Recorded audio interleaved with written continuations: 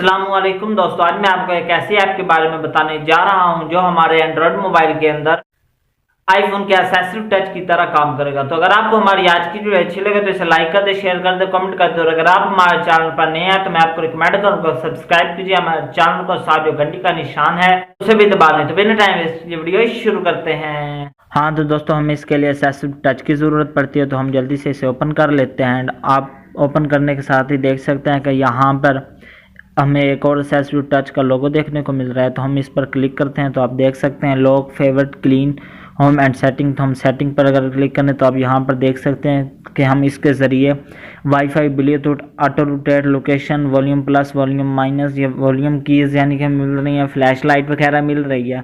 And उसके साथ हमें वाइब्रेट का ऑप्शन मिल रहा है। तो इस ऐप का लिंक आपको डिस्क्रिप्शन में मिल जाएगा, आप डिस्क्रिप्शन में दिए गए लिंक से इस ऐप को डाउनलोड कर सकते हैं। हाँ तो दोस्तों, आज की इस वीडियो में बस इतना ही था। मुझे कमेंट सेक्शन में लाजमी से बताइएगा कि आपको हमारी आज की वीडियो कैसी लगी, मुझे किन टॉपिक पर वीडियोस बनानी चाहिए।